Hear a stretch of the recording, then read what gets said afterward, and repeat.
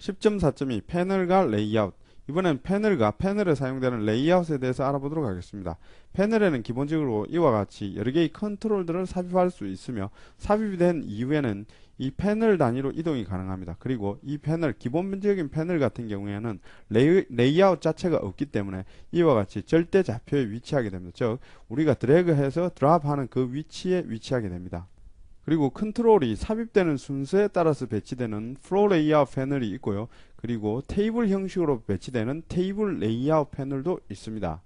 테이블 레이아웃을 편집하기 위해서는 이 테이블 레이아웃을 선택한 이후에 이 삼각형 모양을 클릭하시면은 테이블 레이아웃을 편집할 수 있는 메뉴가 나옵니다.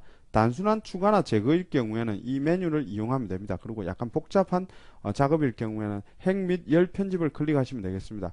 이 행 및 열 편집을 클릭하시면 이와 같이 행열을 편집할 수 있는 창이 나옵니다. 여기서 행과 열을 편집하시면 되겠습니다.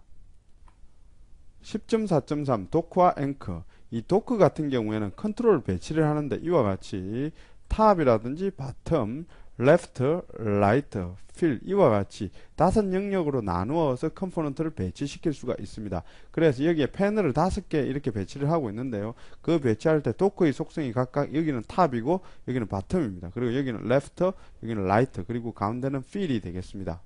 그리고 앵커 같은 경우에는 기준점을 의미합니다. 이 버튼 1 같은 경우 기준점이 탑 레프트로 되어 있습니다. 그리고 버튼 2 같은 경우에는 바텀 라이트로 되어 있습니다. 이 앵커의 속성을 정확하게 알고 싶다면 이 폼의 크기를 변경시켜 보면 됩니다.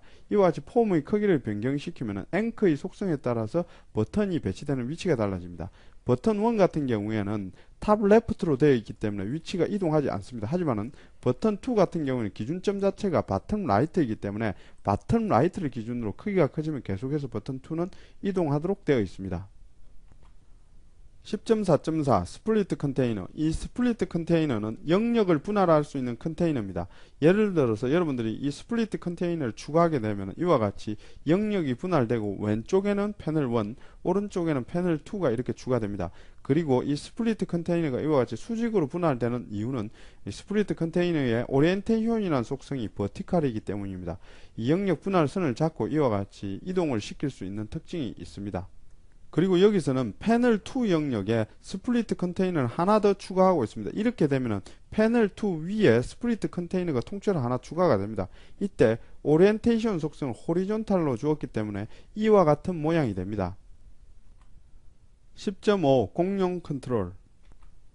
10.5.1 공통 속성들. 이번에는 컨트롤러에서 공통적으로 많이 사용되는 속성들에 대해서 알아보도록 하겠습니다. 일단 제일 먼저 텍스트라는 속성인데 이 텍스트 같은 경우에는 제목이라든지 타이틀이라든지 캡션과 같은 역할을 합니다. 여기서는 문자열을 할당하면 되겠습니다. 이 텍스트에 폰트를 지정할 수가 있는데 이와 같이 폰트라는 속성을 이용해서 지정하면 되겠습니다. 그리고 이 텍스트에 색깔을 지정할 수가 있는데 이때 포컬러를 이용해서 이 텍스트의 색상을 지정하면 되겠습니다. 그리고 백그라운드 컬러는 백컬러를 이용해서 지정하면 되겠습니다. 다음으로 동작에 관련된 속성들입니다. 이 비저블 같은 경우에는 여기서 true로 되어 있으면 해당 컨트롤이 보입니다. 하지만은 false로 되어 있으면 해당 컨트롤이 보이지 않게 됩니다. 그리고 enabled 같은 경우에는 컨트롤을 활성화할지 말지가 결정이 됩니다.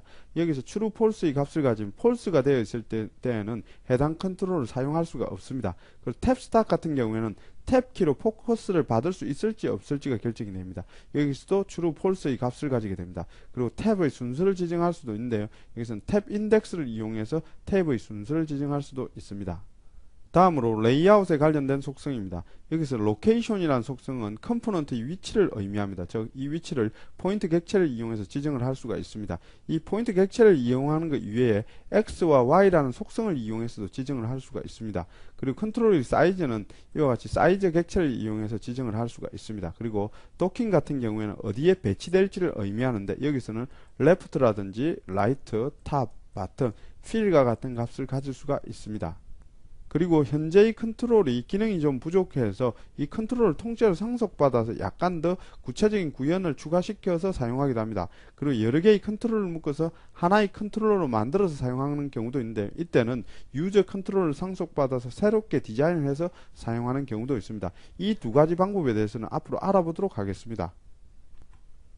10.5.2 버튼 레이블 체크박스. 이 버튼의 경우에 우리가 일반적으로 클릭의 용도로 많이 사용했었습니다. 그렇기 때문에 버튼의 핵심 이벤트 또한 클릭 이벤트가 되겠습니다. 그리고 레이블은 단순히 문자열을 표시하는 용도로 많이 사용이 됩니다. 그리고 체크박스의 경우에는 이와 같이 체크박스에 체크가 되어 있는지 되어 있지 않는지에 관련된 체크드 속성이 있습니다. 만약 체크되어 있다면 true고 체크되어 있지 않다면 false가 되겠습니다. 그리고 체크박스의 핵심 이벤트는 이 체크드 속성이 바뀌는 체크드 체인지드 이벤트가 되겠습니다. 10.5.3 텍스트 박스. 이 텍스트 박스는 데이터를 입력받기 위한 컨트롤입니다. 일반적으로 한 줄의 데이터를 입력받지만 이와 같이 여러 줄의 데이터를 입력받을 수가 있습니다.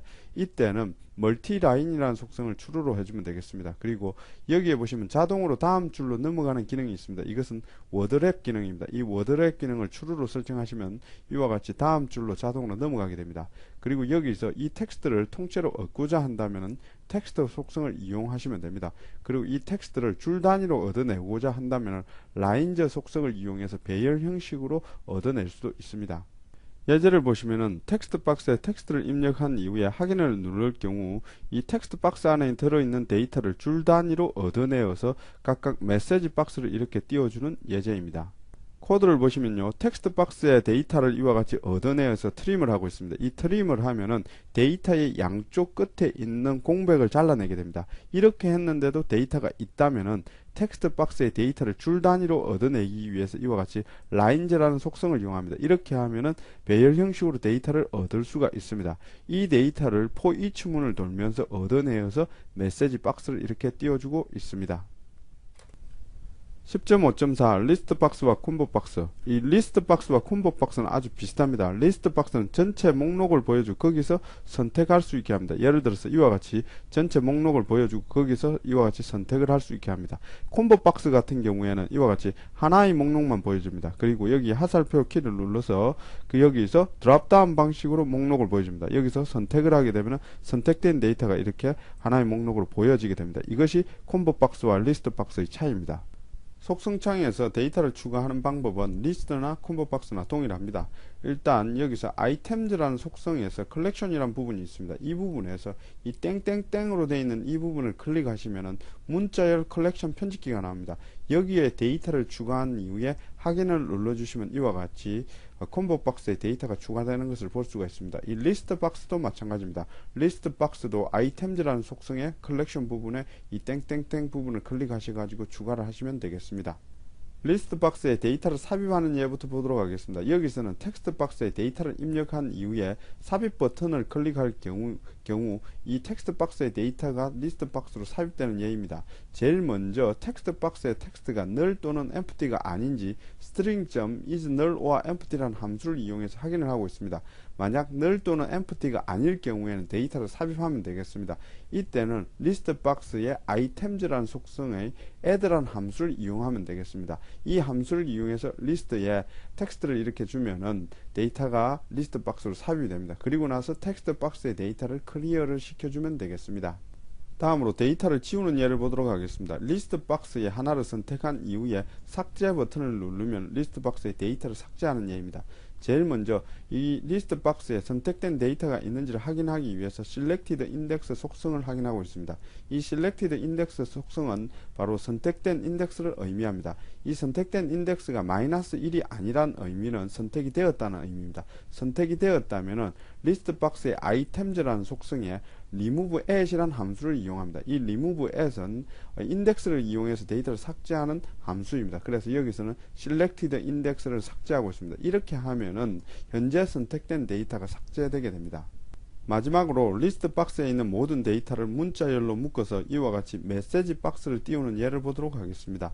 일단 리스트 박스의 개수를 얻어내기 위해서 items의 count라는 속성을 이용하고 있습니다. 그리고 items라는 속성으로 인덱스 방식으로 0번째부터 마지막 인덱스까지 데이터에 접근을 해서 모든 데이터를 스트링 빌드에 append를 시키고 있습니다.